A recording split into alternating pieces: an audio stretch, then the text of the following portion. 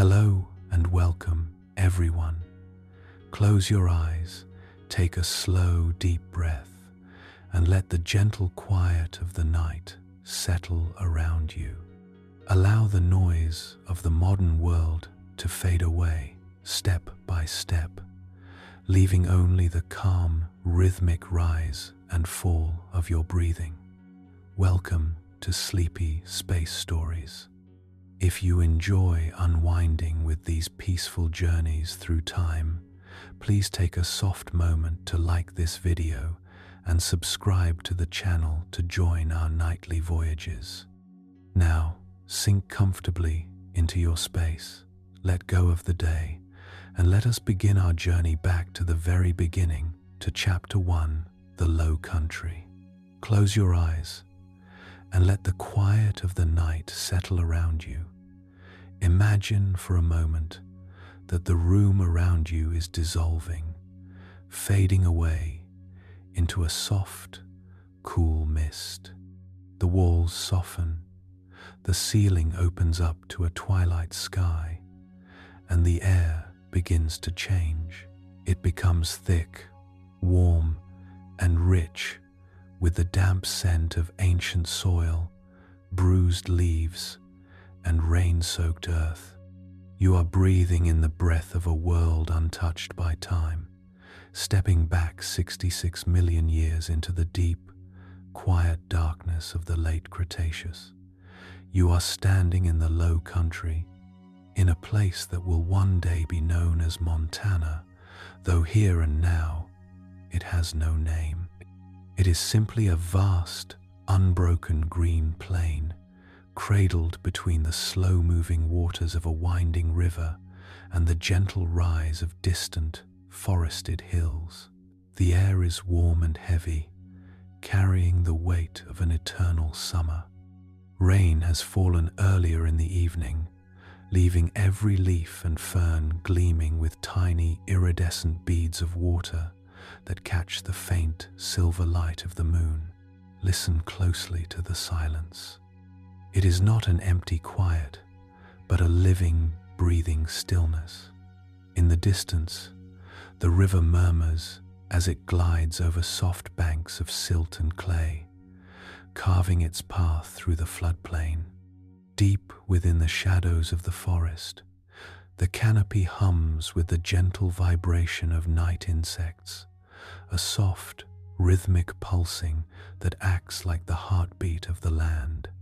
The air smells of wet pine needles, the rich, spicy fragrance of early magnolias, and the musk of rotting wood softening into the fertile earth.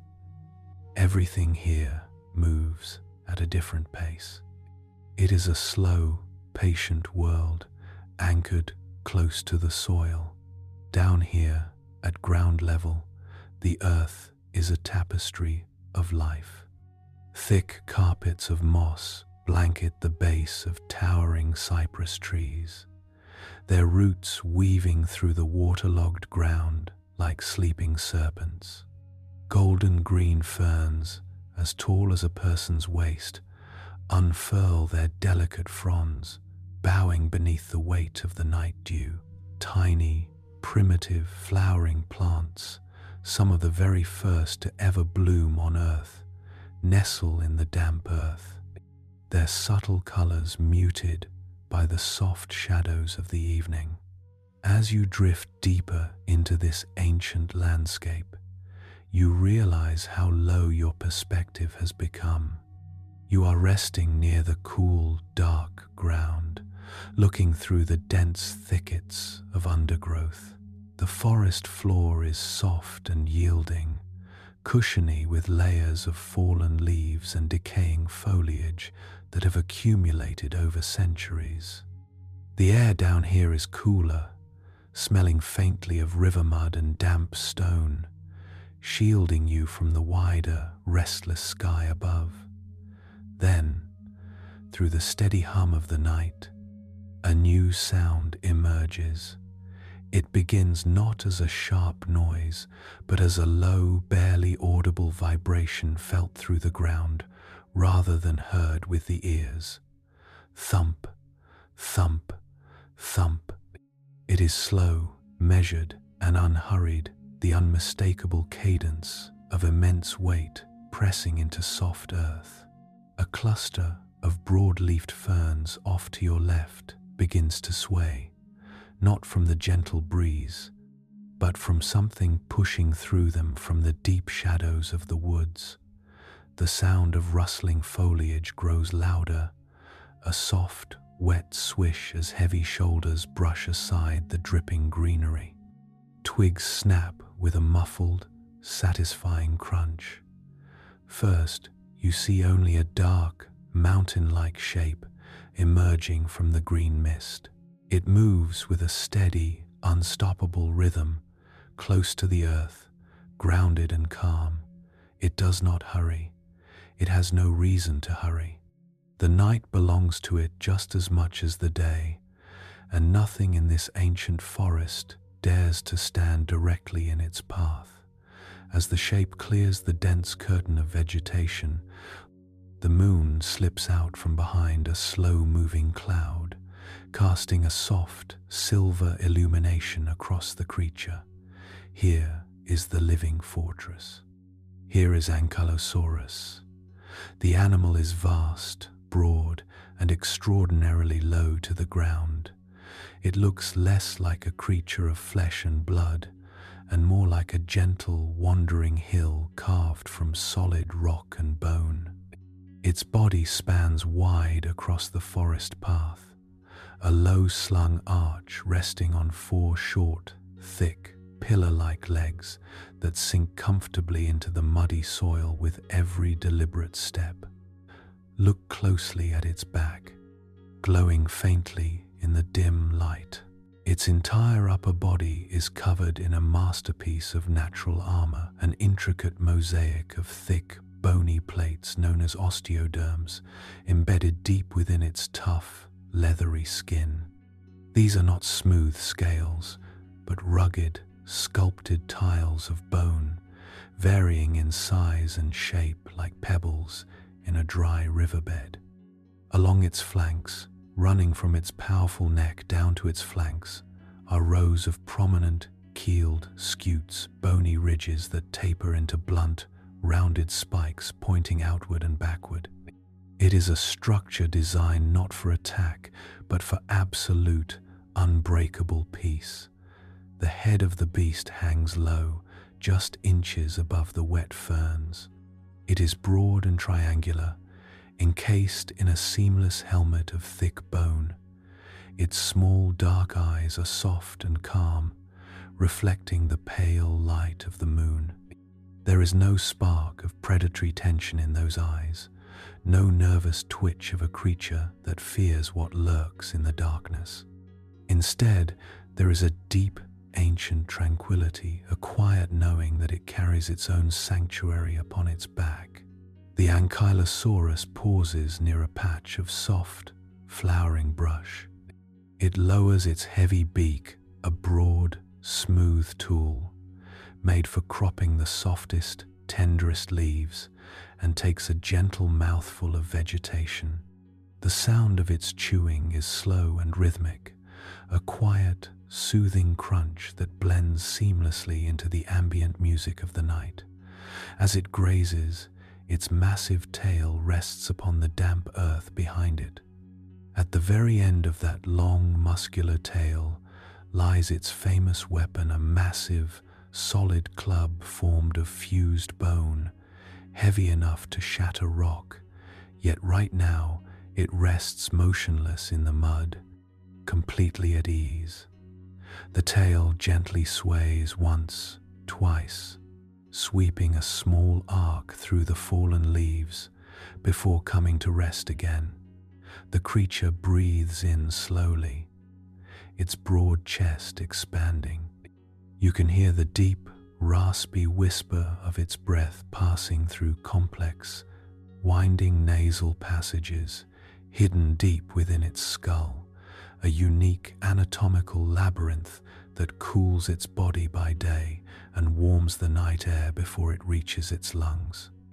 With every exhalation, a tiny plume of warm vapor rises into the cool air. drifting upward toward the high canopy where the tops of the cypress trees rustle in the night wind. The world around the Ankylosaurus seems to settle into a deeper peace in its presence. Tiny frogs resume their quiet trills from the riverbank. A soft breeze stirs the high branches of the ginkgo trees, sending a shower of delicate, fan-shaped leaves spiraling down through the dark air to land upon the armored back of the giant. The dinosaur does not mind. It carries the forest upon its back, just as the earth carries the dinosaur. It steps forward once more, its massive, rounded feet spreading the weight evenly across the soft earth. Step, pause, step. The low country surrounds it like a warm, green blanket. The smell of wet earth, the soft patter of condensation dripping from leaf to leaf, the rhythmic sound of slow grazing, everything invites you to rest, to lower your weight into the ground beneath you, just as this great creature rests its weight upon the ancient floor of the world. The Ankylosaurus turns slowly, its broad side gleaming softly under the stars, and begins to follow the gentle curve of the riverbank, disappearing inch by inch into the deep, velvety shadows of the ancient forest, leaving only deep, rounded footprints in the mud and the quiet, comforting whisper of the wilderness behind it. Chapter 2. Armor from Birth. Long before the vast, heavy creature you saw wandering along the riverbanks ever took its first slow step across the fern-covered mud, its story began in total stillness. Imagine an egg, smooth and oval, cradled deep within a warm nest of damp soil and decaying leaves. Inside that delicate shell, in the soft, dark warmth of the earth, a tiny heart is beating. Outside, the night wind sighs through the ancient cypress trees, but inside the shell, there is only heat, darkness, and time. Here, in the quiet womb of the nest, something extraordinary is taking place. Life is crafting a sanctuary. Most creatures are born soft, vulnerable, entirely exposed to the sharp edges of the wild world. But the lineage of this slow, noble giant chose a different path long ago. It chose to weave its defense directly into its flesh, building a home within its own skin before it ever laid eyes on the Cretaceous sky.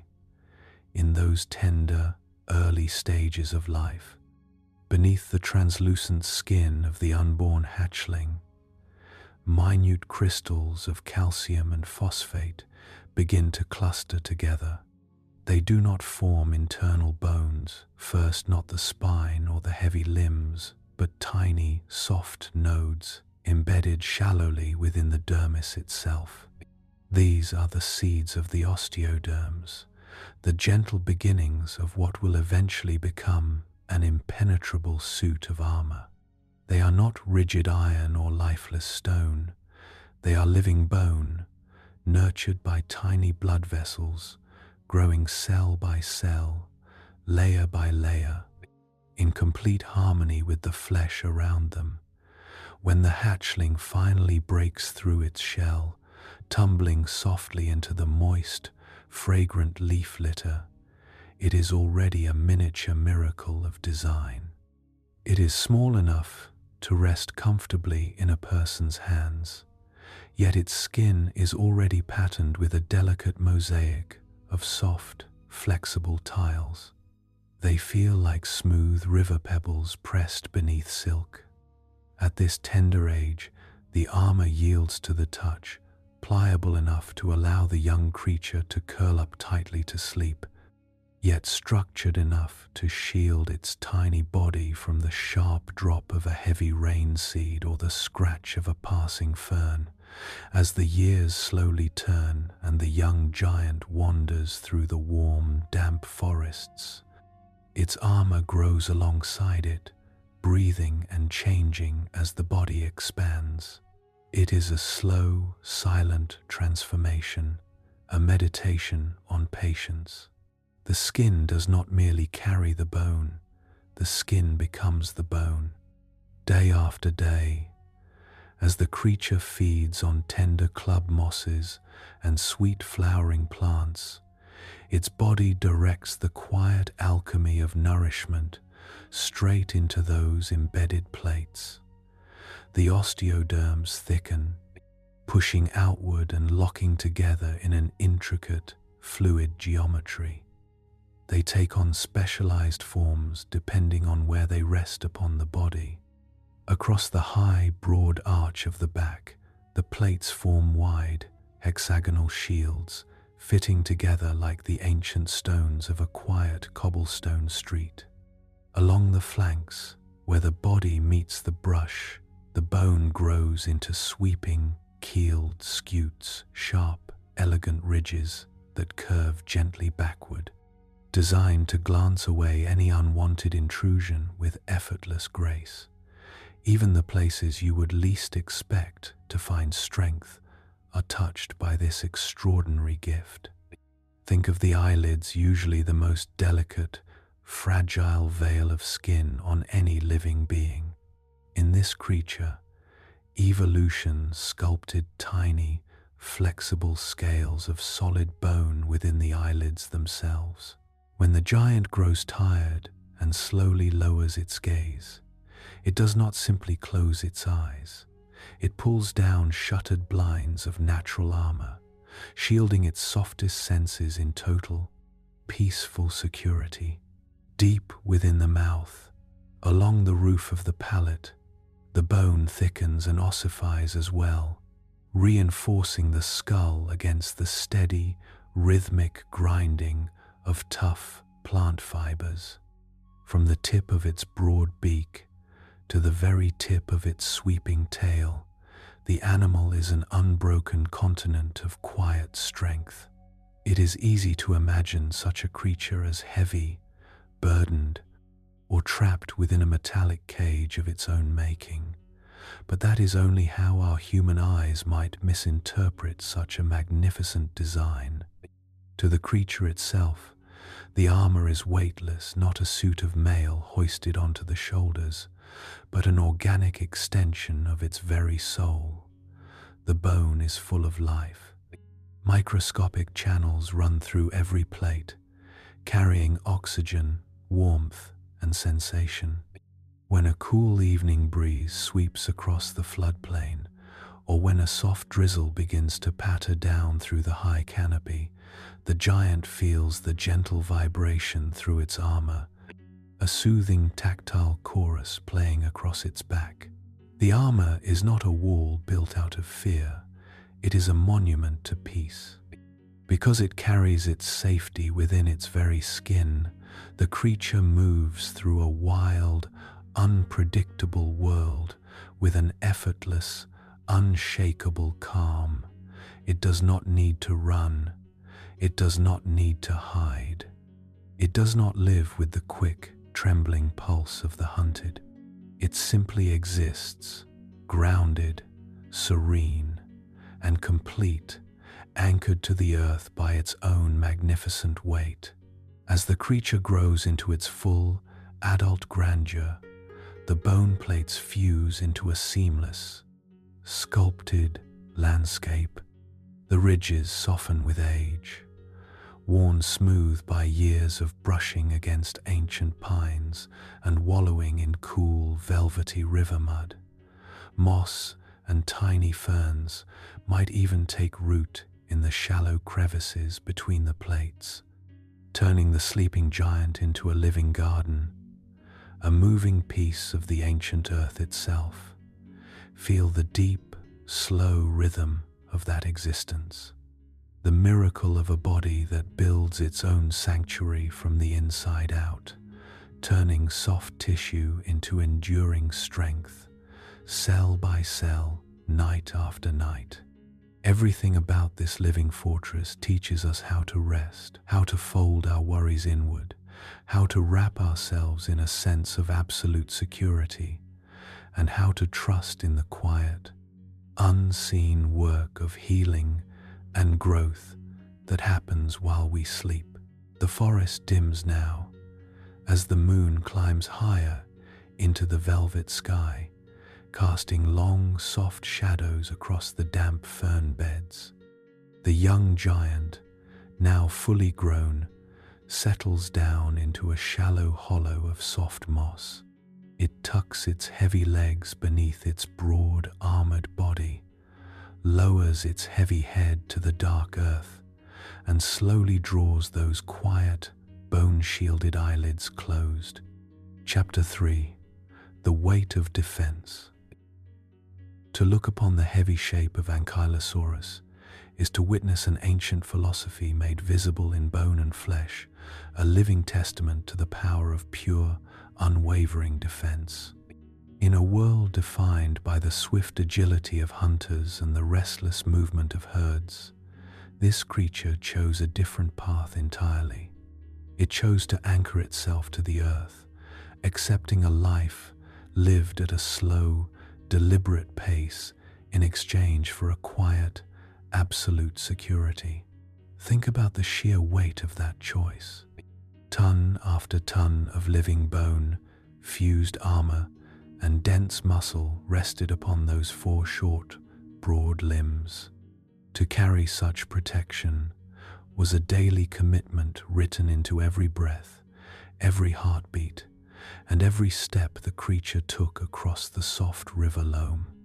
The heavy plates across its back were not a light garment worn for a season, but a permanent, heavy mantle that demanded energy, nourishment, and constant adaptation. Every day, the creature's body expended immense vitality simply to grow, maintain, and carry its fortress through the forest. Yet, this weight was never a burden. It was the foundation of its peace. Because of its massive, low-slung frame, Ankylosaurus moved through the world without any need for speed. Its legs were thick and column-like, set wide apart on either side of its broad belly, creating a stance so stable that it seemed almost rooted to the ground. It did not spring or leap. It did not sprint across the open glades. Its walk was a slow, rhythmic sway, a steady, deliberate procession where each massive foot was placed with careful precision into the mud, test-fitting the earth before bearing the full mass of the body.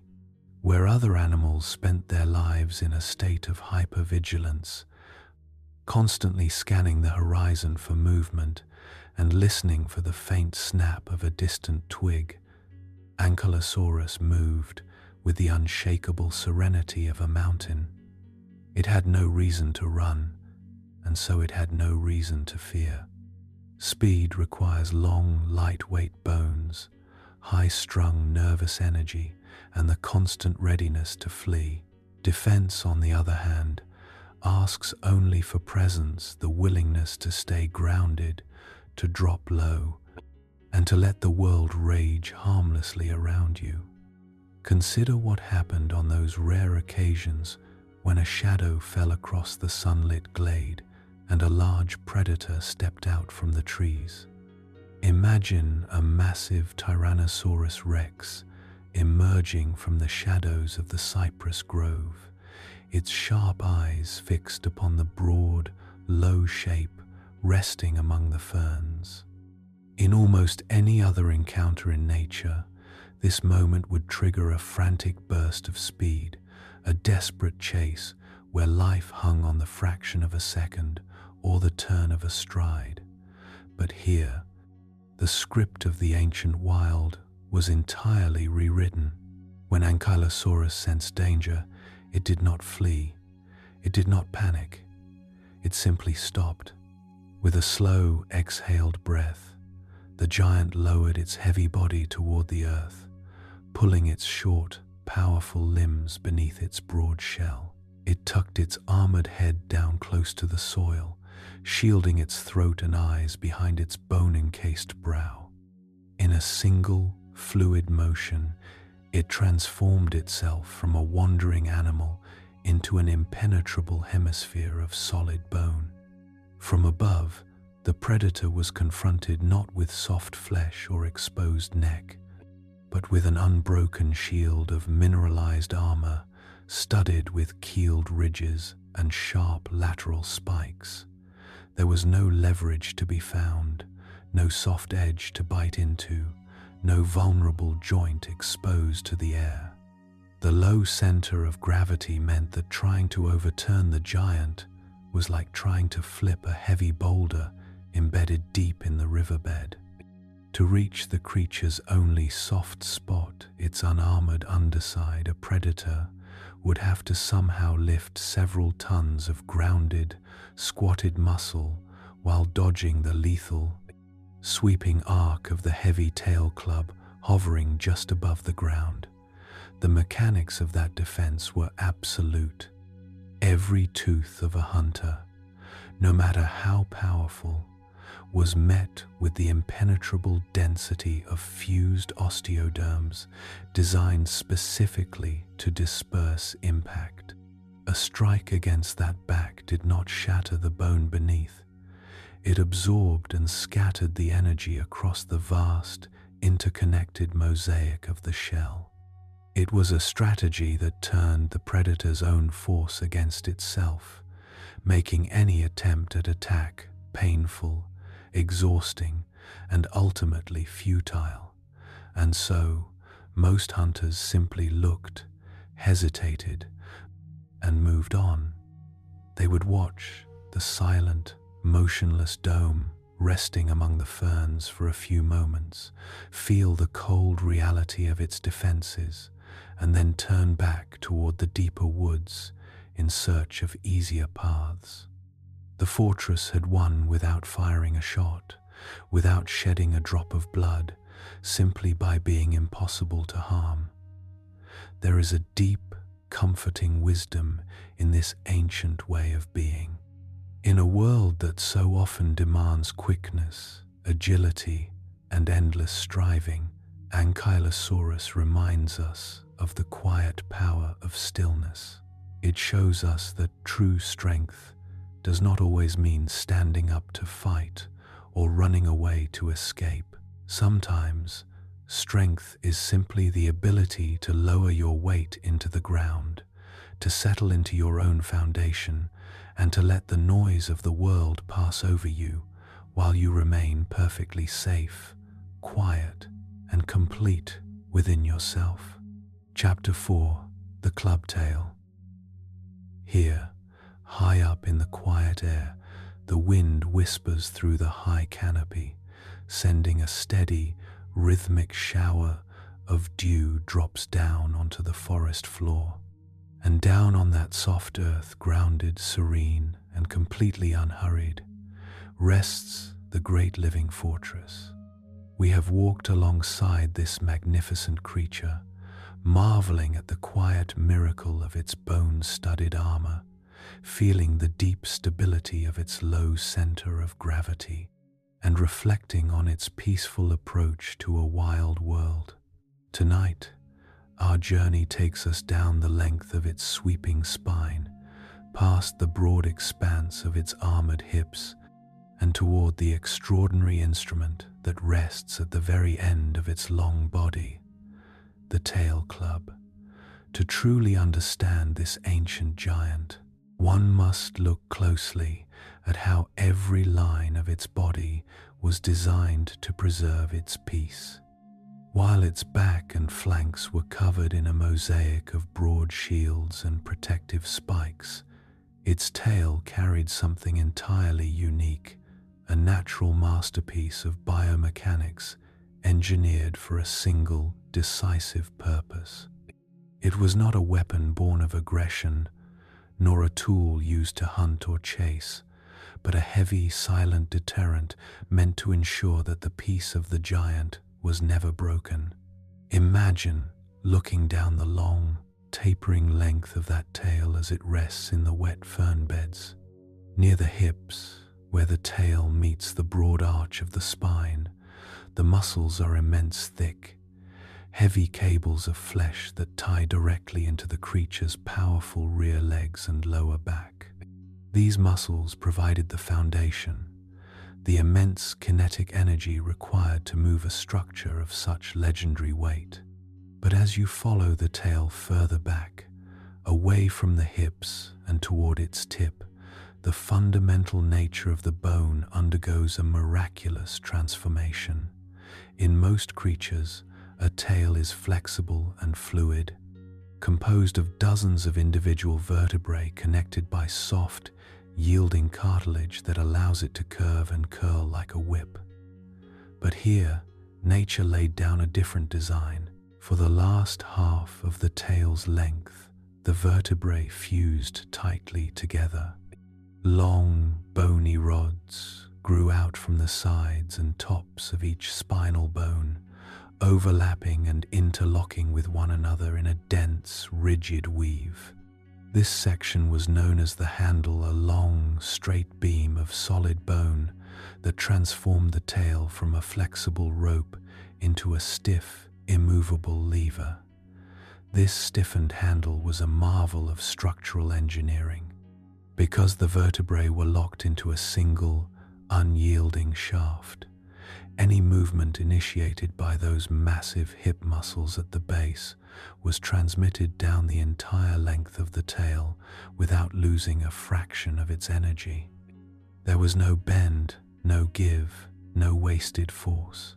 The handle acted like the long shaft of a heavy hammer, holding the tip far out from the body to maximize the arc and momentum of every single sweep, and resting at the very end of this long, rigid handle was the crown of its defense, the knob itself.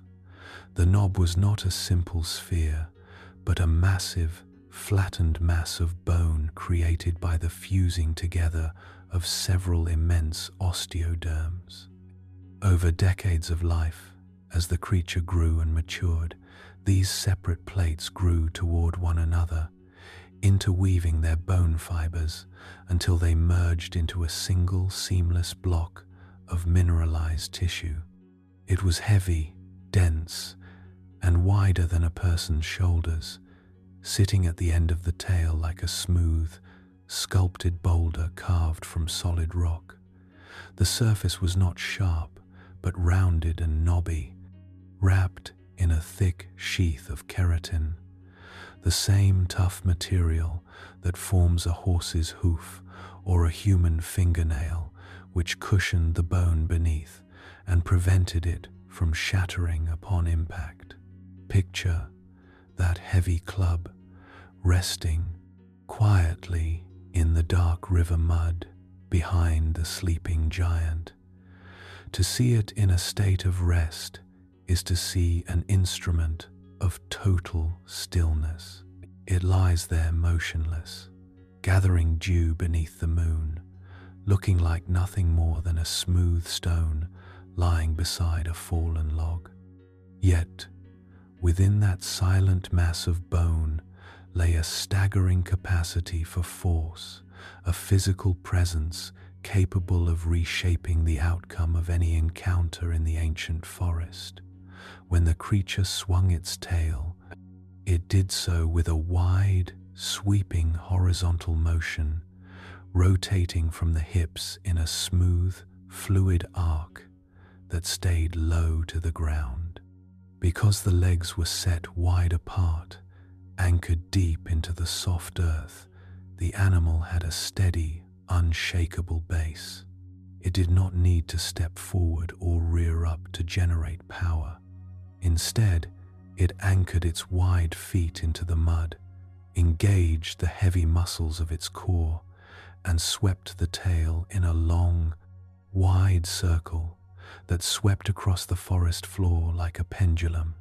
The physics of that swing were devastatingly simple. As the heavy knob at the end of the long, rigid handle accelerated through the air, It gathered an enormous amount of kinetic momentum. By the time the club reached the outer edge of its arc, it was moving with terrifying speed, carrying the sheer physical mass of a heavy vehicle in motion. A single, direct strike from that bone club was capable of delivering thousands of pounds of concentrated force, a blow easily powerful enough to shatter the long leg bones of even the largest two-legged predators of the Cretaceous, bringing the grandest hunter down into the dirt in a single, quiet fraction of a second. Yet, despite this unbelievable power, the Ankylosaurus never used its club to seek out conflict. The tail club was a weapon of absolute refusal, a final, unbreakable line drawn in the soil.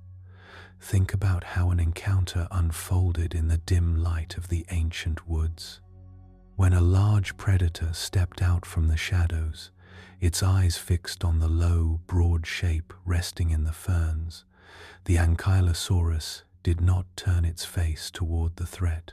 It did not display sharp teeth or roar into the evening air.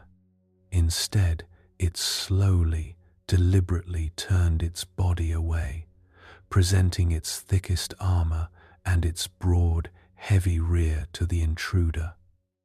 By tucking its vulnerable head low to the earth and turning its back, the giant transformed the dynamic of the encounter entirely. The predator was no longer looking at an animal it could grab or overpower. It was looking at an impenetrable wall of bone, flanked on one side by a sweeping, 6-foot-long lever that hovered just inches above the ground, slowly swaying back and forth in a wide, rhythmic arc. That slow, rhythmic sway was a language that every creature in the ancient world understood without a word. It was a visual warning, a quiet, mechanical demonstration of weight and reach. As the tail swept back and forth across the clearing, the heavy knob would occasionally clip the edge of a fallen log or strike the hard, dry earth at the turn of its arc. Listen closely to the sound of those practice swings in the quiet night air. Thump. It was a deep, hollow sound, a low, resonant thud that vibrated through the damp soil and echoed softly through the trunks of the ancient cypress trees. It sounded like the strike of a heavy wooden beam against a stone wall, a dull, heavy impact that sent a tremor through the fallen leaves and caused the sleeping birds in the high canopy to shift quietly on their perches. Thump. The sound carried through the air, low and slow, settling into the chest of any creature standing nearby. It was not a sound of rage, but a sound of sheer, undeniable reality. It was the physical proof of what lay waiting at the end of that long, rigid handle. To hear that low thud ring out across the misty glade was to know, beyond any shadow of a doubt, that stepping into the reach of that swinging tail meant an instant end to the hunt. Faced with that steady, rhythmic motion and the deep, thudding impact of the bone club against the earth, the predator would pause. It would watch the wide, sweeping arc of the tail, feel the low vibration through the soles of its feet, and measure the impossible math of the attack. To reach the giant, it would have to step directly into the path of that swinging hammer, risking a blow that would end its ability to walk, hunt, or survive in the wild world. And so, time after time, the hunter would choose life over pride. It would slowly back away into the shadows of the ferns, turning its attention toward the open riverbank or the high hills, leaving the living fortress alone in its quiet clearing. The Ankylosaurus would feel the retreat of the predator through the quiet air.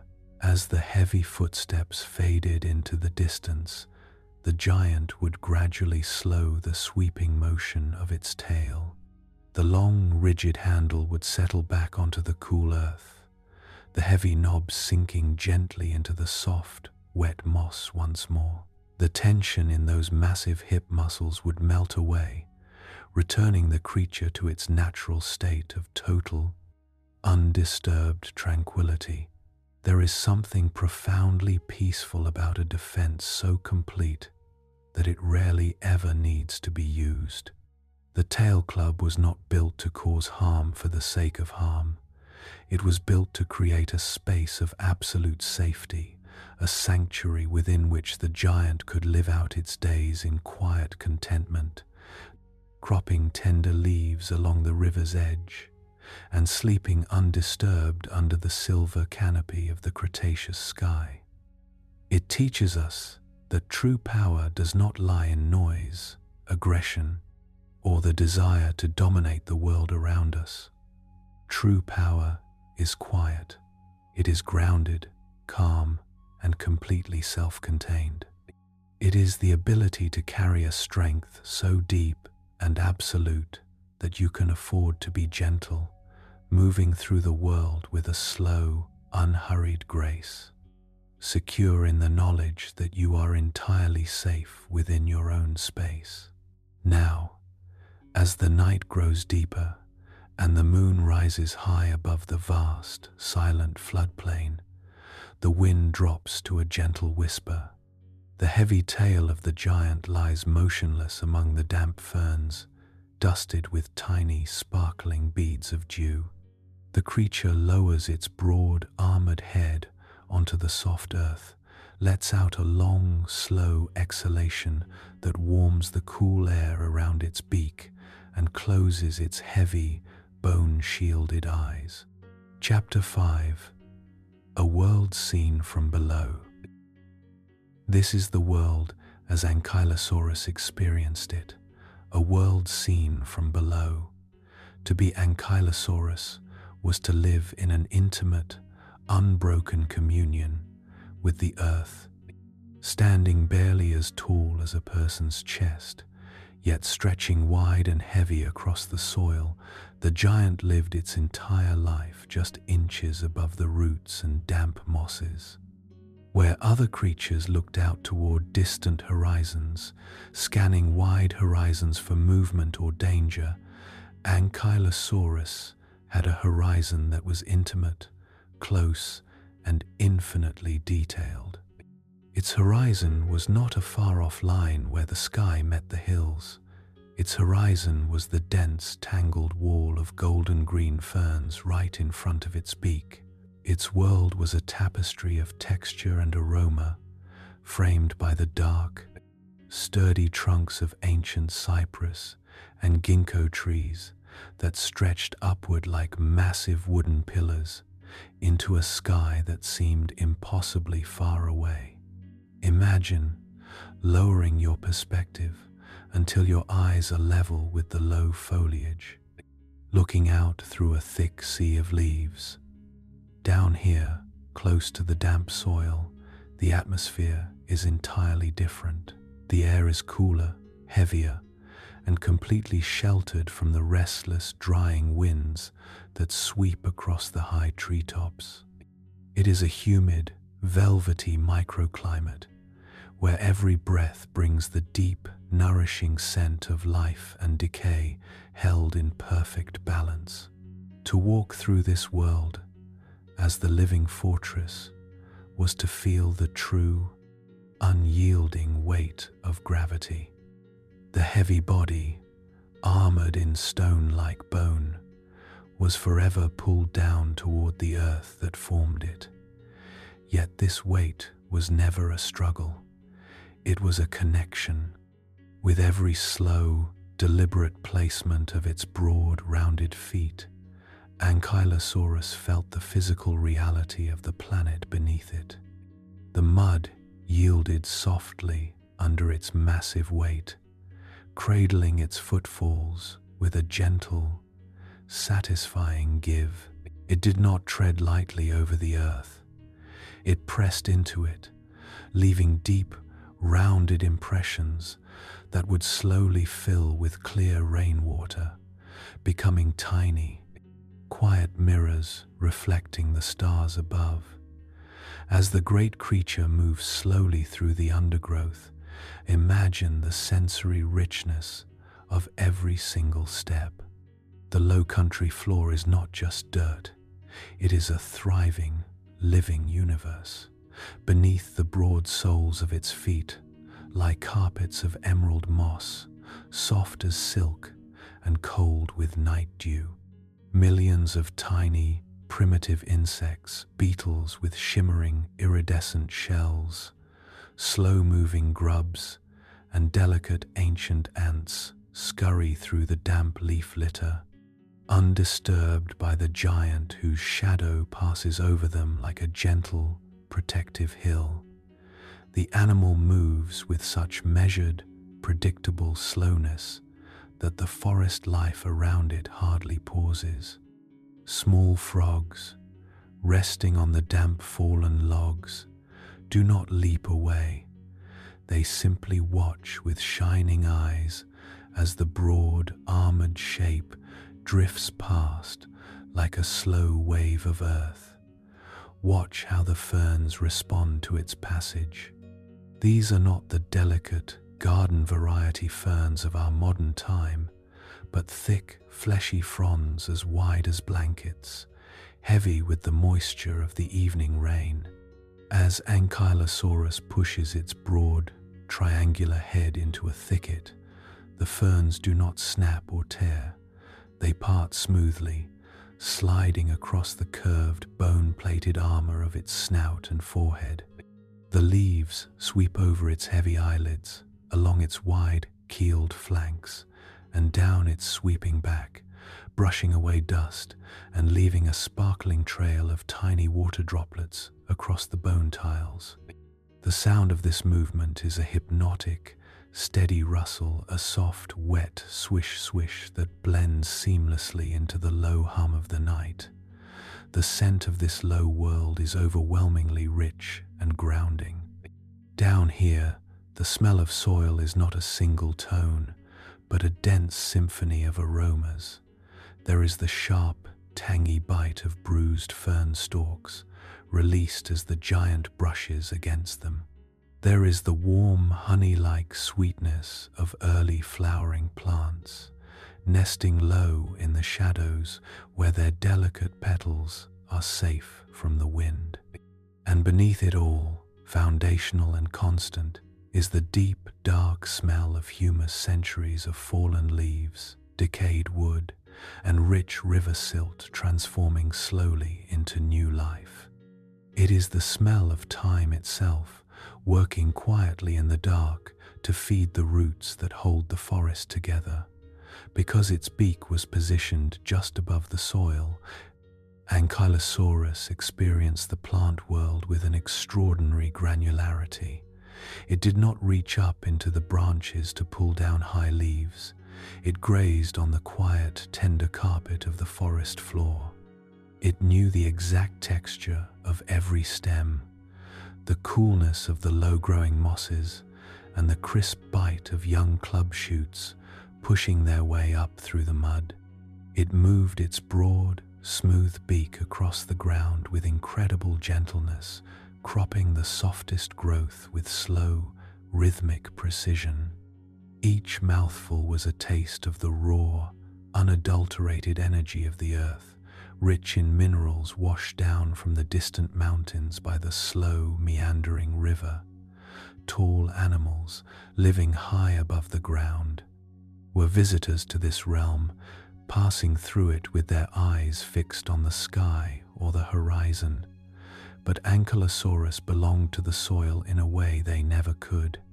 It was an extension of the land itself, a living, breathing mound of earth and bone that shared the very same frequency as the roots beneath its feet. It lived in the quiet shadows, shielded from the harsh glare of the sun by the dense emerald canopy far above, moving through a perpetual green twilight that soothed its eyes and calmed its gentle heart. As the night deepens, the air grows still and cool. The gentle hum of the nocturnal insects softens to a quiet, rhythmic pulse, like the peaceful breathing of the forest itself. The silver light of the moon filters down through tiny gaps in the high branches, casting intricate, lace-like patterns of light and shadow across the damp fern beds. The great Ankylosaurus slows its already deliberate pace. It has fed well on the tender leaves along the river's edge, and now a heavy, irresistible tiredness settles into its massive frame. It stops in a small, quiet clearing, surrounded by a high wall of soft, broad-leafed plants that form a natural, secluded sanctuary. Slowly, with an unhurried, graceful majesty, the giant begins to lower its weight. It bends its thick, powerful front legs, letting its broad chest sink gently toward the ground. Then, with a long, soft exhalation that puffs a cloud of warm vapor into the cool night air, it lowers its heavy hindquarters, settling its wide, unarmored belly directly into the cool, velvety mud of the floodplain. Feel the profound comfort of that moment, the complete release of all effort, as the creature lets the earth take its full weight. The cool mud molds perfectly to the shape of its body, soothing its thick muscles and absorbing the lingering warmth of the day. It lays its broad, heavy head down onto a bed of soft, wet moss, resting its beak just inches from a cluster of night-blooming flowers that release a subtle, sweet perfume into the darkness. It does not need to guard itself or remain tense. Its back, exposed to the open night, is an unbroken wall of solid, bone-studded armor, completely impervious to the world above. But beneath, where its skin is soft and tender, it is pressed flush against the cool, protective embrace of the soil. It is completely enclosed, completely safe, held between the shield of its own back and the cradle of the ancient earth. The giant closes its heavy, bone-shielded eyelids, drawing a veil over the quiet green twilight. Its breathing grows long, slow, and deep, a quiet, mechanical rise and fall that echoes the subtle pulse of the land beneath it. Around it, the forest continues its soft, eternal lullaby.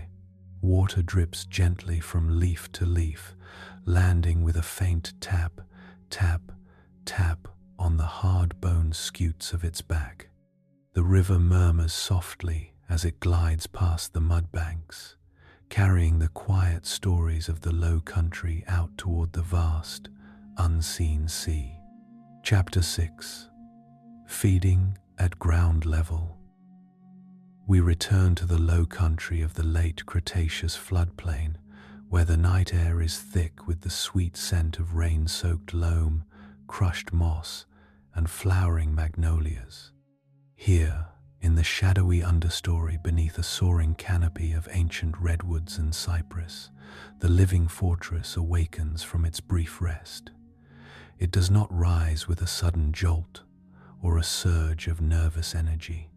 Instead, its massive, broad body stirs like a hill coming to life, shifting its immense weight with a low, satisfying rustle of fallen fronds.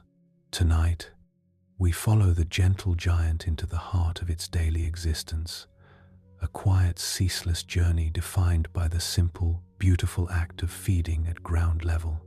To understand the life of Ankylosaurus, one must appreciate the quiet abundance of the world right beneath its beak. While the towering, long-necked sauropods swept their heads through the high, sun-drenched canopy, and the swift-footed duckbills clipped the middle branches, Ankylosaurus claimed an entire kingdom that existed within a few feet of the soil. It was a realm rich, dense, and dripping with moisture, an endless carpet of emerald velvet, fleshy fronds, and tender green shoots that flourished in the humid, filtered twilight of the forest floor. Imagine standing beside this magnificent creature as it slowly lowers its head toward a lush bank of ancient ferns. From a distance, its body appears so vast, so heavy and armored, that one might expect its skull to be equally massive and formidable. Yet, as you look closer in the soft, silver light filtering through the trees, you notice something surprisingly delicate about its head. Compared to the broad, stone-like expanse of its body, the head of Ankylosaurus is remarkably modest in size. It is encased in a smooth, continuous helmet of solid bone, shaped like a low wedge, but its mouth is engineered not for violent tearing or aggressive crushing, but for the gentlest, most precise gathering of plants. At the very front of its broad snout rests a wide, smooth beak made of tough keratin. Behind that beak lie rows of tiny, leaf-shaped teeth, delicate, serrated little structures designed not for tough, woody branches or fibrous bark, but for slicing through the softest, most succulent foliage the forest had to offer. Watch as the giant begins its morning rhythm. The broad beak dips close to the damp earth, hovering over a cluster of young cycad fronds whose tender, golden-green leaves are still uncurling in the damp morning air. There is no rush, no frantic searching. The movement is hypnotically slow, a masterclass in patient deliberation. The animal uses its wide beak like a pair of gentle shears, gathering a mouthful of the softest leaves and cropping them cleanly with a faint, crisp sound that echoes softly through the quiet woods. Listen to the sound of that feeding. It is a deeply soothing, rhythmic sequence of soft, wet crunches and low, contented sighs. Snip, crunch, swallow. The tiny leaf-shaped teeth work effortlessly, reducing the tender vegetation into a soft, easily digestible pulp. Because its teeth were small and simple, Ankylosaurus did not spend hours grinding its food into fine dust like the horned dinosaurs did. Instead, it relied on the sheer, quiet efficiency of its vast interior, a massive, slow-burning digestive furnace that worked continuously within its broad, barrel-shaped body, turning the quiet energy of the forest floor into life.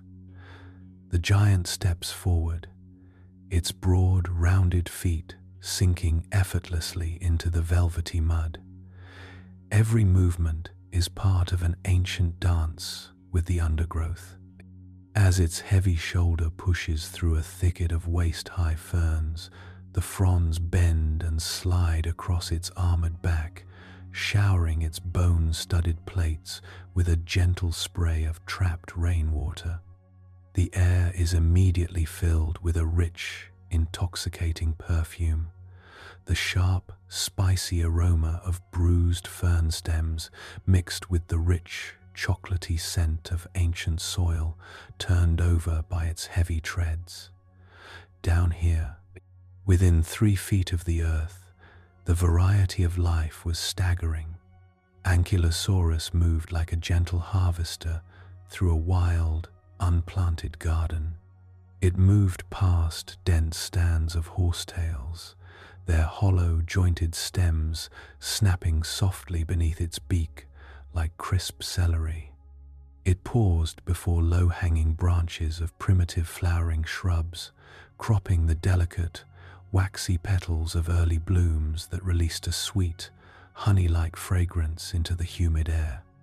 It drifted through carpets of creeping mosses and soft liverworts, grazing with a steady, systematic focus that seemed almost meditative.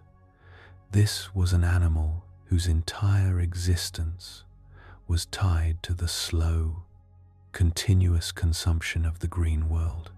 Because of its immense size and the metabolic cost of carrying hundreds of pounds of solid bone armor, Ankylosaurus spent almost every waking hour in this state of quiet grazing. Yet, this requirement was never a chore or a struggle. In a floodplain rich with endless summer rains and fertile river mud, food was an infinite, surrounding ocean. The giant lived inside its own banquet, surrounded on all sides by an abundance that required only time and patience to enjoy. There is a profound, quiet peace in watching an animal completely absorbed in its purpose.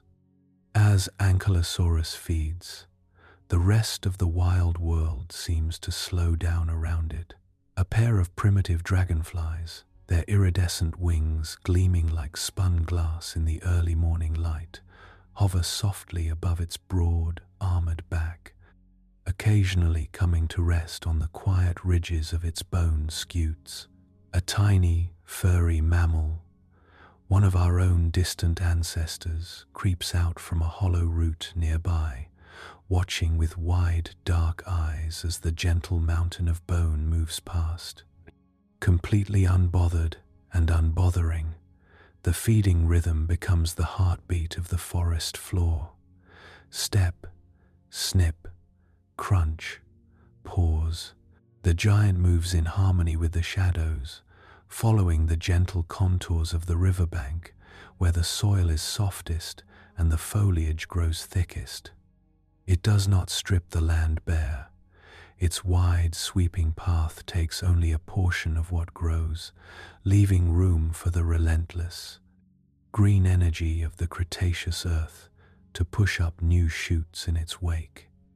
As the morning sun climbs higher above the distant canopy, casting long, golden beams of light down through the rising mist, the forest begins to warm.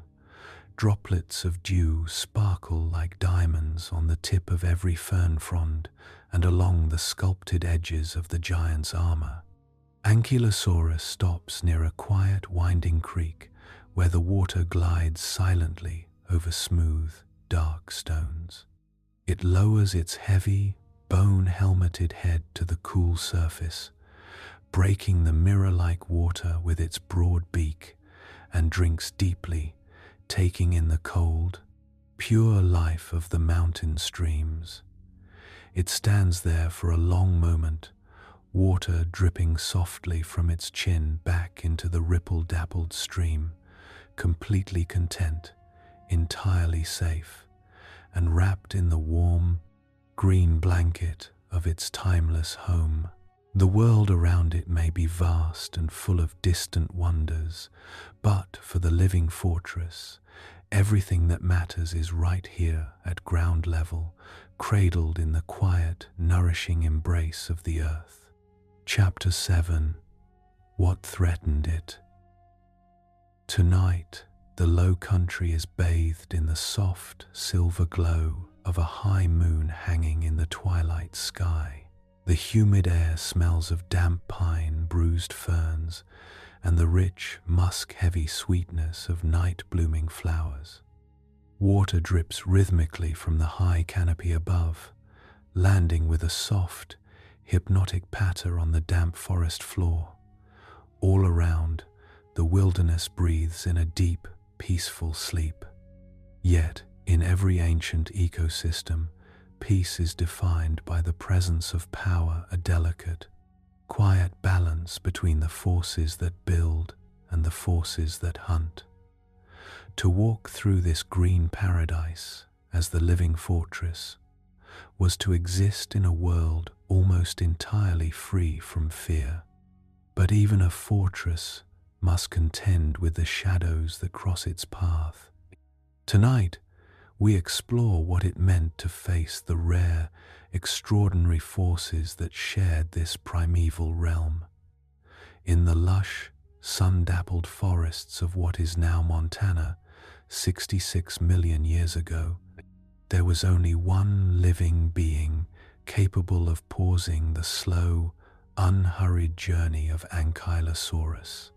That was the apex hunter of its age, a massive, solitary predator whose very name still echoes through time like a low rumble of thunder, Tyrannosaurus rex. Imagine the scene unfolding with the quiet, cinematic slowness of a dream. The Ankylosaurus is grazing peacefully along the soft, muddy bank of a slow-moving river, its broad beak cropping the tender fronds of ancient ferns. The sound of its chewing is rhythmic and steady, a gentle, comforting crunch that blends into the soft music of the night. It is completely relaxed, anchored to the soil by its immense weight, living entirely in the quiet joy of the moment. Then, the ambient sounds of the forest shift. The chorus of nocturnal insects dips into a brief, cautious silence. A dozen yards away, at the dark edge of the cypress grove, the dense thicket of high foliage parts without a sound. Out from the deep, velvety shadows steps a massive shape, moving with a light, silent grace that belies its immense scale. It is the Tyrant King, its towering form silhouetted against the cool, pale light of the moon, its dark, intelligent eyes fix upon the low, broad shape resting among the ferns. Here stand two ultimate evolutionary philosophies, brought face to face in the quiet mist of the primeval night. On one side stands a creature perfectly engineered to hunt, to strike, and to conquer, a being of sharp senses, immense leverage, and crushing physical force. On the other side rests a creature perfectly engineered not to fight, not to run, but simply to endure, a living monument to the art of remaining completely unbroken. The giant predator does not rush forward in a reckless frenzy. Nature at this level is careful, patient, and deeply calculated. The hunter knows that this low, stone-like mound resting in the mud is unlike any other prey in the forest. It cannot be chased down like the nimble duck-billed herds, nor can it be easily brought down with a swift strike to the neck. To attack the living fortress is to step into a deadly, unpredictable game of physics and patience. The hunter begins to circle. It moves in a slow, wide arc around the clearing, its massive feet pressing into the soft loam with a quiet, muffled thud. It tests the perimeter, searching for a flaw, a moment of hesitation, or an exposed vulnerability. It looks for a way to slide its jaws beneath that low, broad body, seeking the soft, unarmored belly that lies hidden beneath the fortress. To defeat Ankylosaurus, the predator would have to accomplish an almost impossible task. It would have to flip the giant onto its back, exposing its tender underside to the sky. Watch how the living fortress responds. There is no frantic panic, no desperate scramble to flee, no surge of terrifying adrenaline.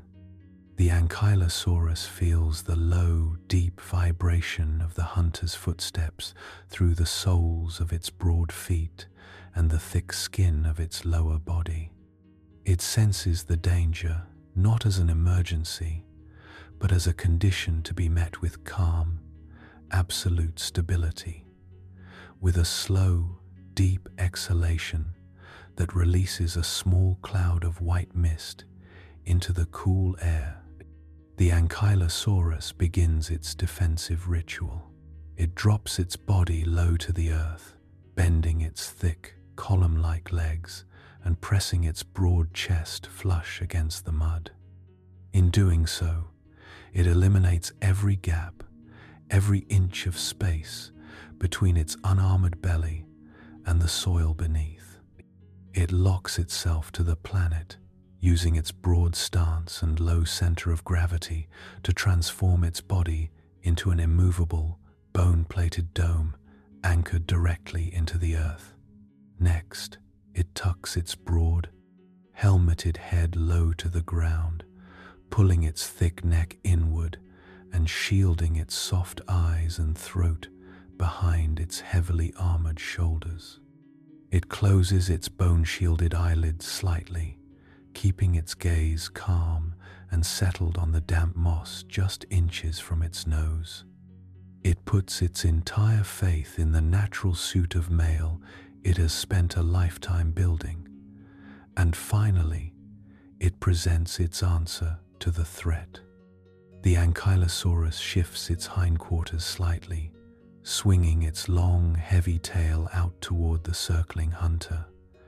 At the end of that rigid, bone-reinforced tail, the massive club hovers just an inch above the fern beds, swaying back and forth in a slow, hypnotic rhythm. The movement is smooth, mechanical, and heavy with implied force.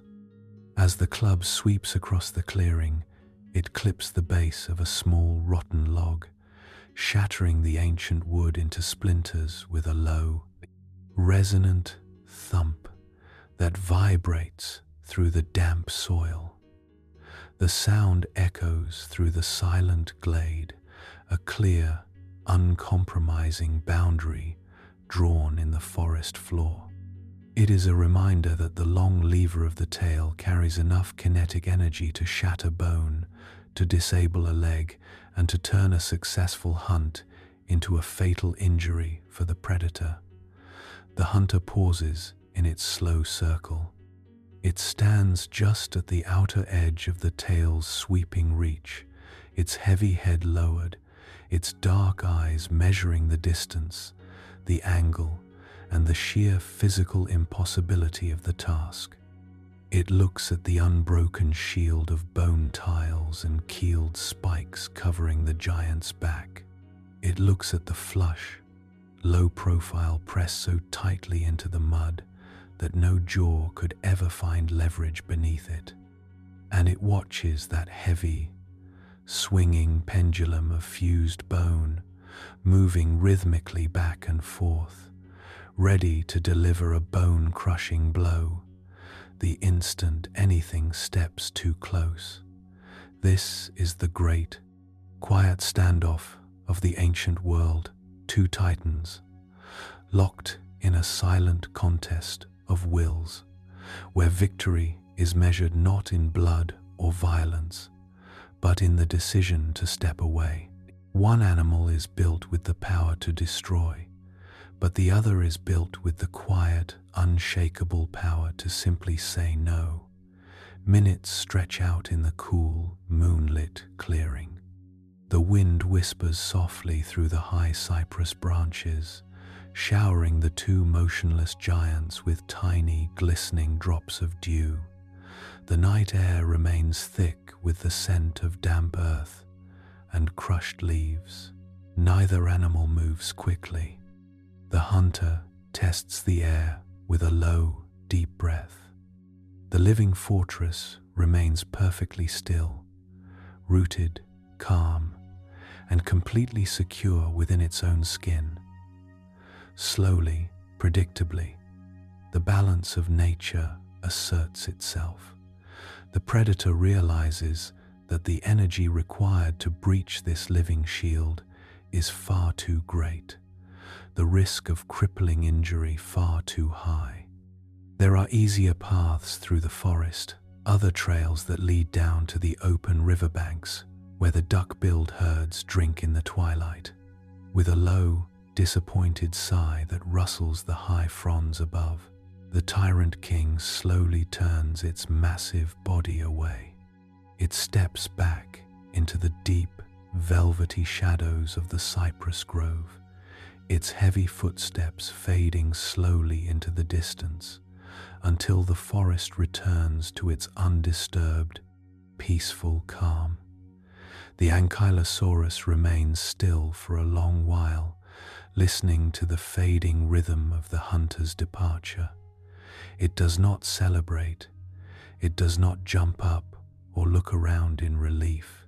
It simply feels the safety of the dark woods returning like a warm, familiar wave. Gradually, the heavy muscles in its hips and shoulders loosen. The sweeping motion of its long tail slows down, coming to a gentle rest in the soft, wet moss. The massive bone club sinks comfortably into the cool mud, holding the dew of the early morning. The giant slowly lifts its broad, helmeted head from the ground, opens its soft, dark eyes, and takes a long, deep breath of the rain-freshened night air. It turns back to the cluster of ferns before its beak, crops a gentle mouthful of tender leaves, and resumes its slow, rhythmic chewing. Snip, crunch, swallow. The world has tested the fortress, and the fortress has remained standing, perfectly peaceful, entirely unharmed, and utterly at ease. There is a profound, comforting lesson in this quiet encounter for all of us as we drift towards sleep. In our own lives, we often face noise, pressure, and the heavy demands of a fast-moving world. But like the great Ankylosaurus, we do not always need to fight back, to argue, or to run away. Sometimes, the greatest defense is simply to lower your weight into the earth, to settle into your own quiet foundation, and to trust in your ability to remain calm, still, and completely safe within your own space.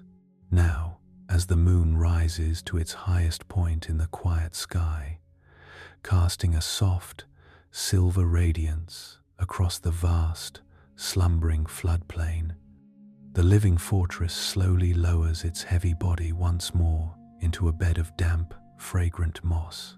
It tucks its short legs beneath its broad frame, rests its chin upon the soft soil, and slowly lowers its heavy, bone-shielded eyelids.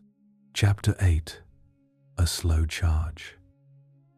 The great living fortress reposes near a shallow bend in the river, its broad, armored body settled among a bed of lush, dripping ferns. For most of its long, quiet life, this gentle giant is the very definition of patience. It is a creature that asks nothing of the world except to graze upon soft foliage, to drink from cool, clear streams, and to be left in undisturbed peace. When danger approaches, its answer is almost always to lower its heavy frame, lock its bone-plated shell against the soil, and wait with quiet certainty for the storm to pass over. Yet, there are rare, fleeting moments in the primeval wild when patience reaches its natural threshold, moments when the living fortress decides that it will not merely endure but advance. Imagine a large, ambitious predator stepping out from the dark line of the woods. Perhaps it is a young, restless Tyrannosaurus rex, bold and persistent, lingering too close to the giant's feeding path, refusing to take the subtle hints of the forest. It paces back and forth, test-stepping through the undergrowth, its heavy, golden eyes fixed upon the low, stone-like form resting among the ferns. It does not attack, but its presence is a low, nagging tension in the night, a shadow refusing to clear from the sunlit glade. The Ankylosaurus does not panic, nor does it leap to its feet with a sudden, frantic surge of adrenaline.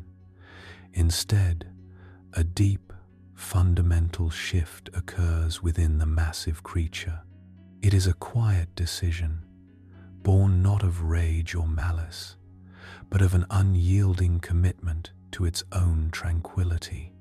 With a long, low exhalation that sends a warm mist drifting through the moonlit air, the giant begins to rise. It pushes up from the damp soil with its thick, column-like legs, lifting 8 tons of solid bone, muscle, and leathery hide off the forest floor. It stays low, its broad belly hovering just inches above the mud, keeping its center of gravity locked close to the earth.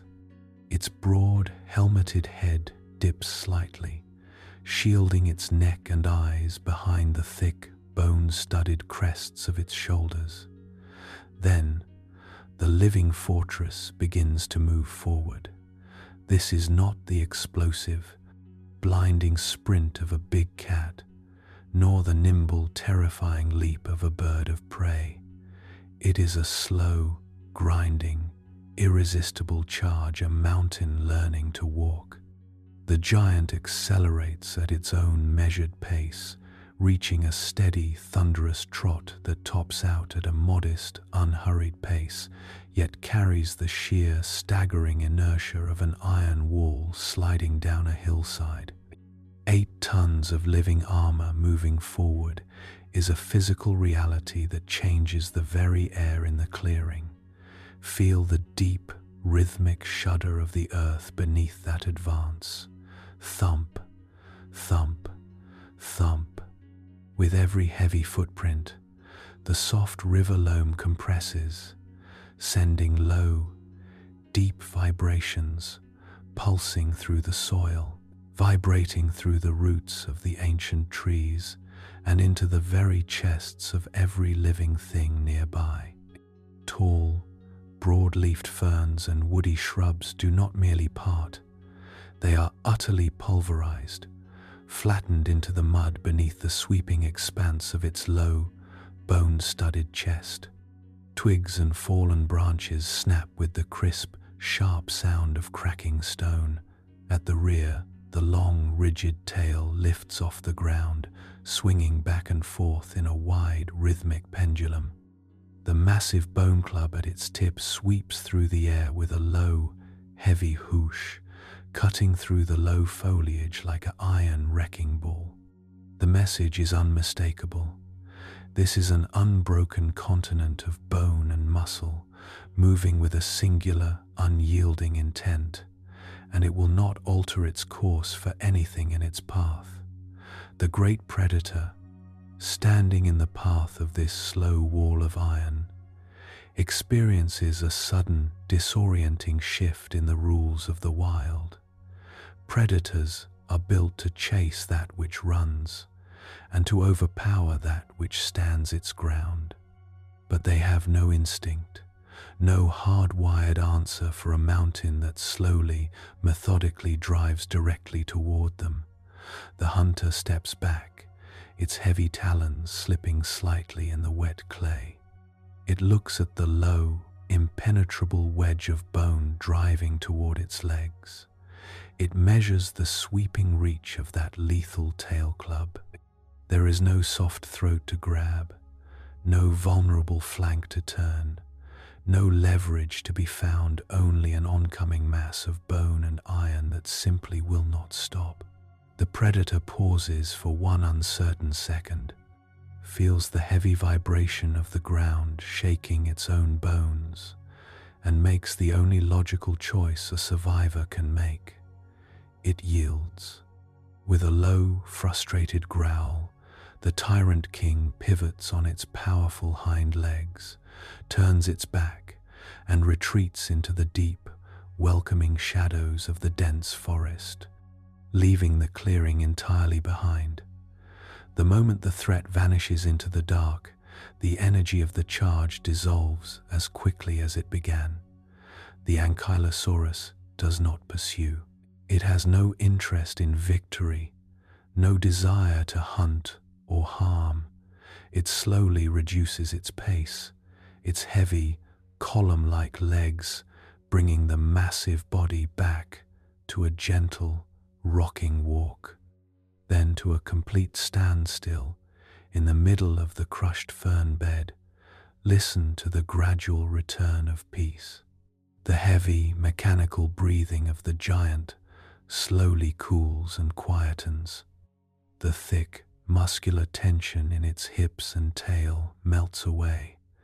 The heavy bone club comes to rest softly in the damp, cooling mud, surrounded by bruised leaves and the sweet, earthy scent of disturbed soil. The giant lowers its broad, helmeted head to the ground, taking a long, deep breath of the fresh night air. It turns its broad beak toward a fresh, untouched cluster of low-growing ferns nearby, crops a gentle mouthful of tender leaves, and resumes its soft, rhythmic chewing. The world tried to displace the fortress, and the fortress simply stepped forward, claimed its space, and settled back into its eternal, unshakable calm. There is a deep, quiet comfort in knowing that true strength does not need to prove itself through constant conflict.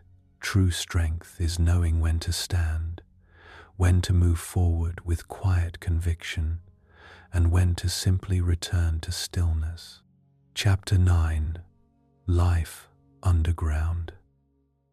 For the Ankylosaurus, the soil was not merely something to walk upon. It was an environment, an anchor, and a constant companion. Though this broad, low giant did not dig burrows or dwell beneath the mud, it belonged to the ground in a way no tall creature ever could. Its broad, stone-plated belly hovered so close to the earth that it formed a living roof over the hidden world below. As it moved, it became a slow, armored tide, sweeping through the dense undergrowth, bridging the gap between the kingdom of plants above and the mysterious kingdom of soil below. Imagine looking outward from the very surface of the floodplain, right where the moss meets the decaying leaf litter.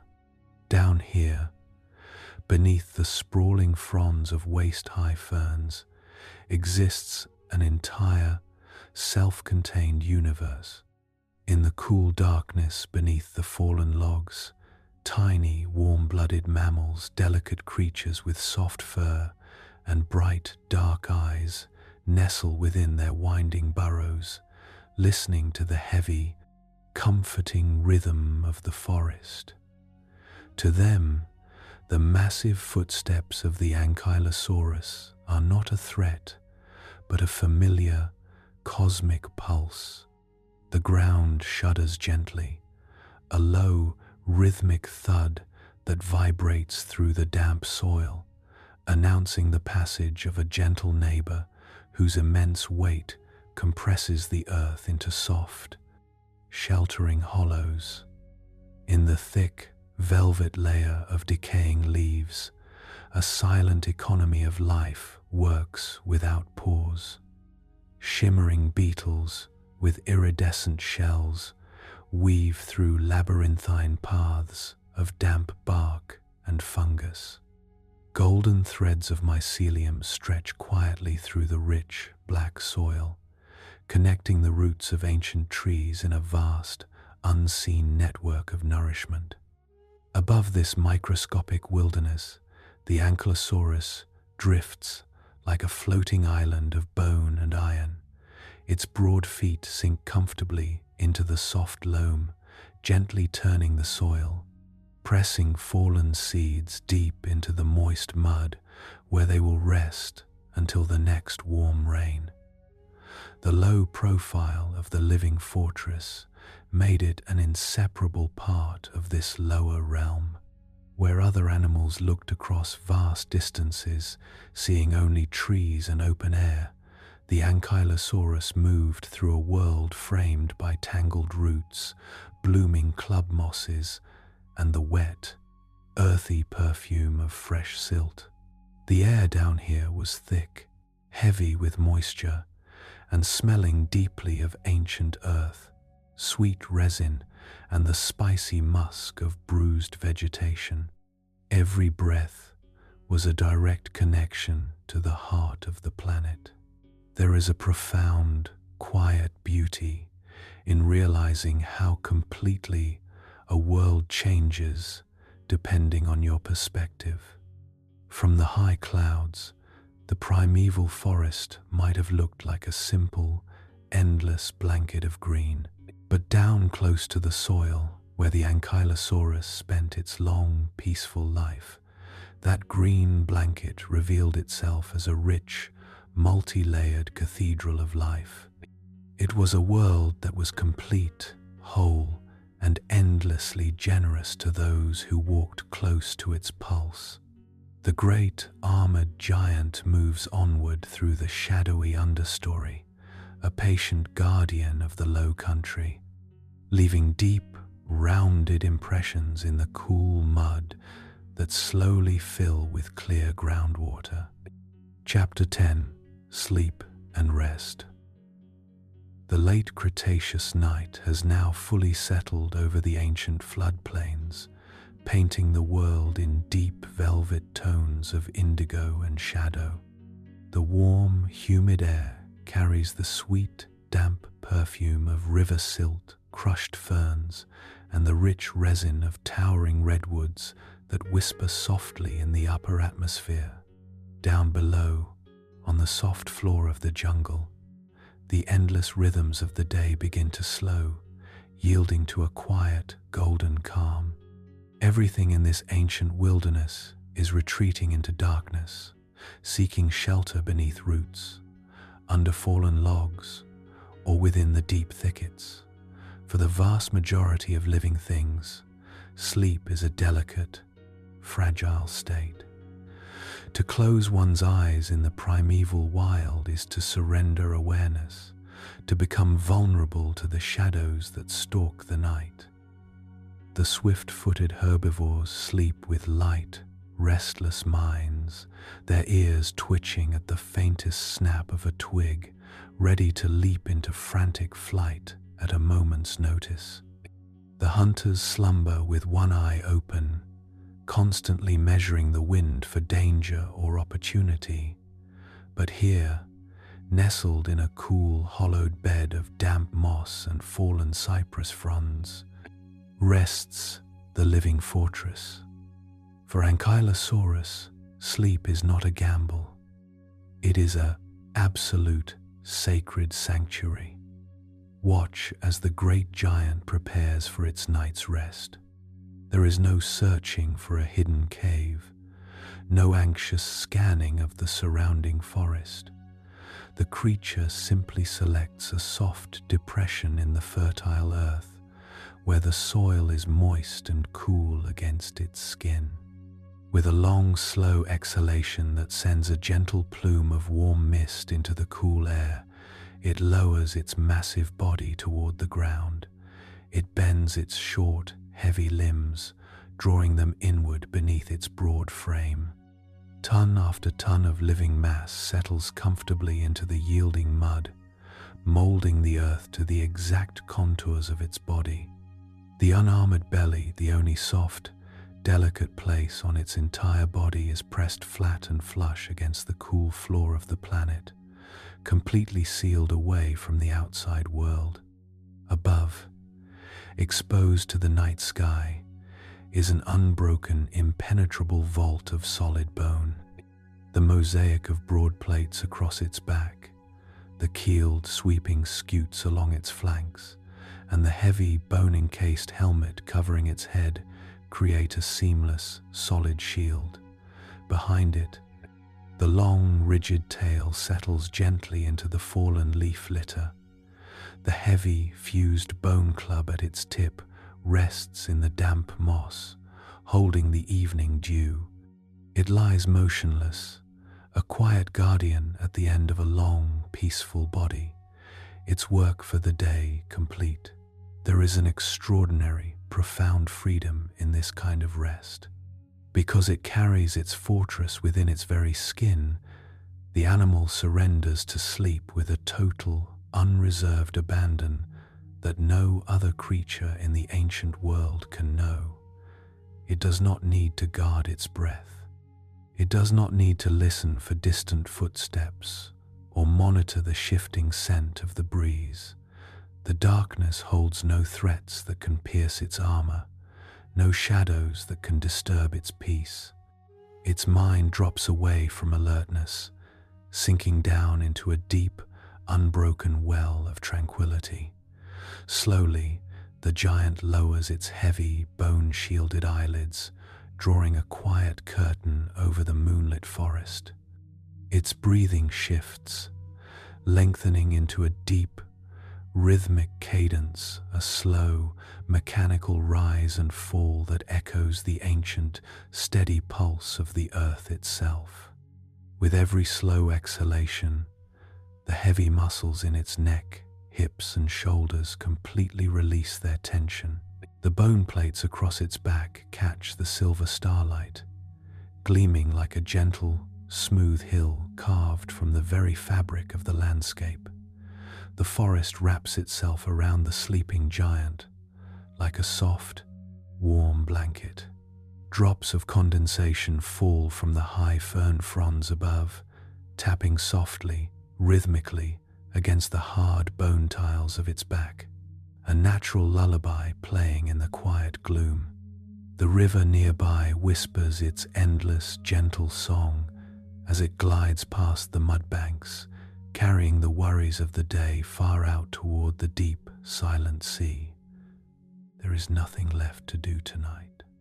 There is no path to walk, no threat to face, no burden to carry.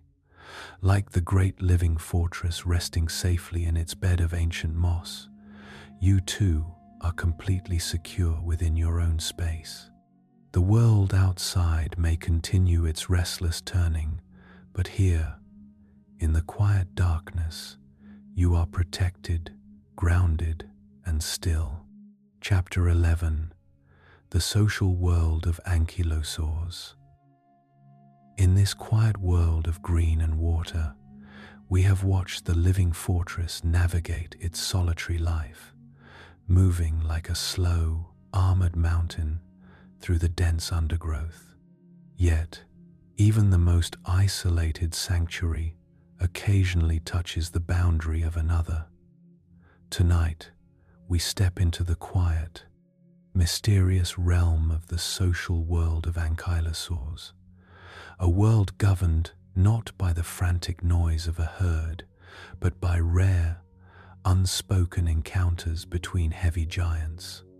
For the most part, Ankylosaurus walked alone.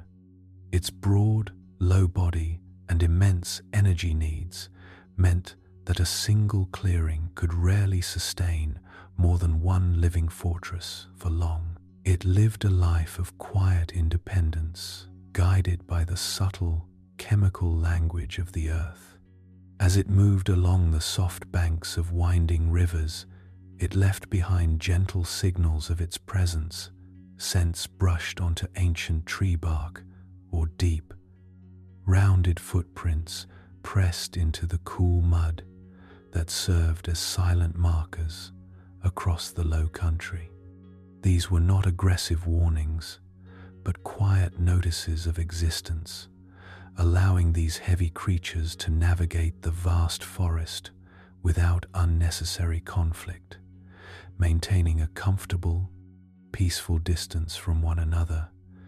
Yet, there were moments when paths inevitably crossed. Imagine two vast, bone-studded shapes emerging slowly from the misty shadows at opposite ends of a moonlit glade. A fallen, ancient tree has yielded a rich, sprawling carpet of soft, sweet flowering plants, a feast too abundant for either giant to ignore. In the quiet gloom, the two living fortresses pause. They do not roar. nor do they rush forward in a sudden display of anger.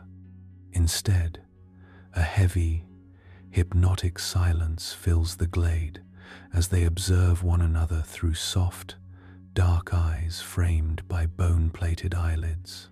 What follows is a delicate dance of mutual tolerance. They move with an exaggerated slowness, lowering their broad, helmeted heads toward the earth, acknowledging the presence of another mountain in their midst. They begin to feed side by side, separated by only a few yards of damp fern bed. Listen to the harmonious rhythm of that shared meal, the soft, synchronized crunch of tender leaves, the low, raspy rhythm of two massive sets of lungs warming the cool night air, and the gentle rustle of armor brushing against the high foliage. For a few peaceful hours, the solitary wanderers share the quiet bounty of the primeval earth, bound by an unspoken understanding of their shared nature. Yet, this gentle tolerance had its limits. When territories overlapped too closely, or when the quiet balance of the forest was tested, these indestructible beings engaged in one of the most extraordinary conflicts the natural world has ever known. Intraspecific combat between two ankylosaurs was not a swift, bloody battle, but a strange, slow, and grinding contest of endurance. When two rivals stood their ground, they did not attack head-on, where their bone-encased skulls and thick shoulders were entirely impervious.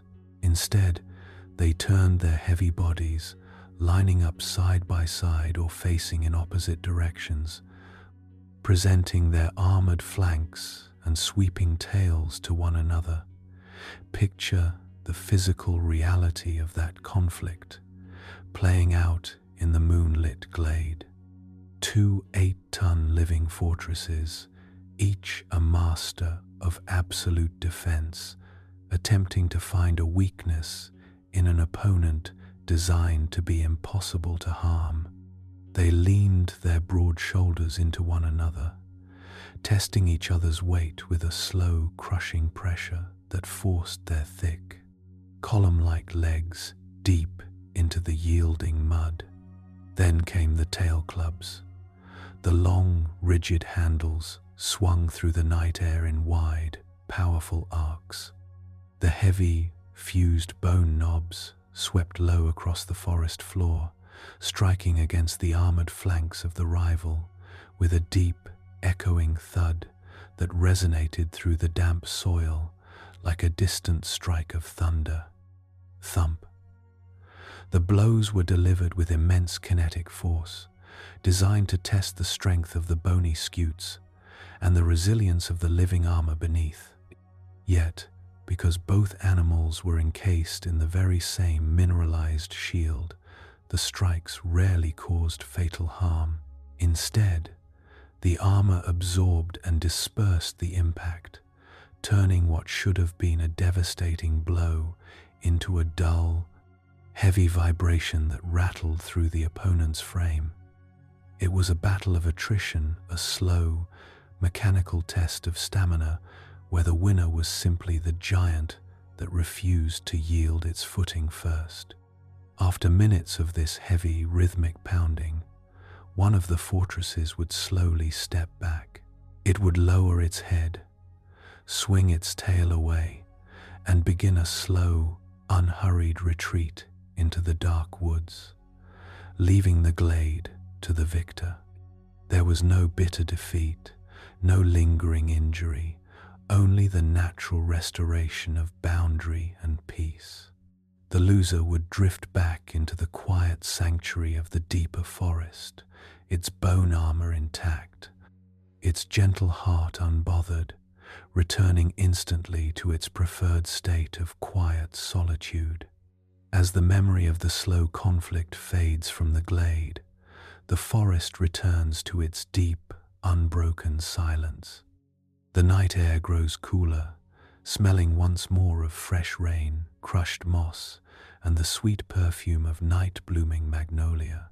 The winning giant settles its broad, heavy frame down into a fresh bed of soft, wet ferns, letting its tail rest comfortably in the dark mud. Chapter 12. The Fortress Falls. For millions of years, the living fortress walked across an unshakable earth, surviving every storm, every hunger, and every shadow that stalked the primeval green.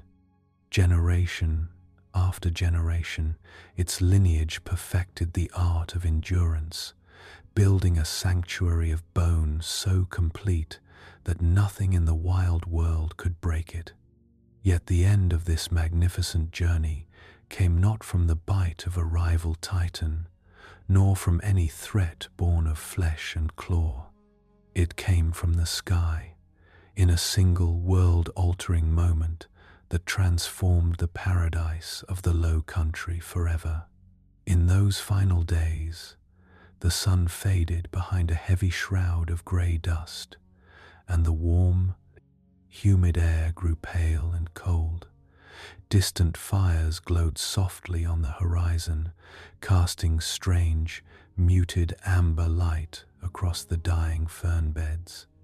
The rain, once a gentle and life-giving lullaby, turned to quiet ash drifting down like soft snow through the darkening trees.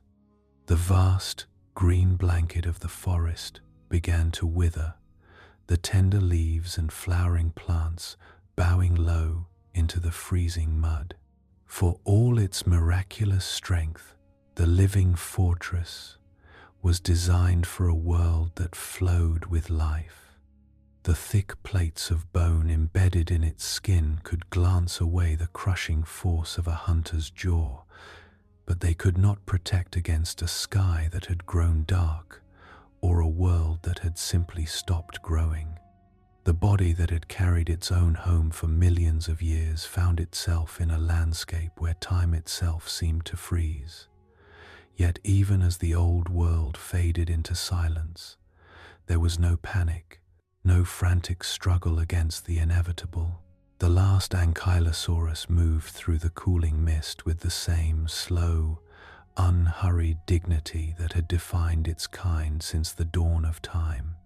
It walked down to the edge of its familiar river, where the quiet waters ran cold and clear, reflecting the dim silver of an ancient dusk. It selected a soft, hollow bed of fallen leaves and grey earth, surrounded by the silent pillars of the ancient trees. With a slow, deep exhalation that released a final quiet cloud of warmth into the air, the giant lowered its heavy frame. It tucked its broad legs safely beneath its body, pressing its unarmored belly flush against the cool, welcoming ground. The long, heavy tail came to rest in the soft moss, its massive bone club still, polished and untouched. Above, the solid vault of bone stood completely intact and unbroken, perfect shield against a world at rest. The great creature lowered its heavy, bone-shielded eyelids for the very last time, closing out the twilight sky. It felt the steady earth holding its full weight, just as it always had.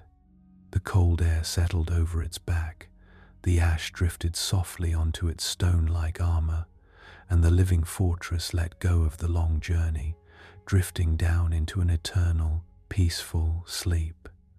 The forest grew still, the world closed its eyes, and now, wrapped in that same timeless, unbroken quiet, you too can let go of the day, lowering yourself into the soft darkness, completely safe, completely still, and deeply asleep.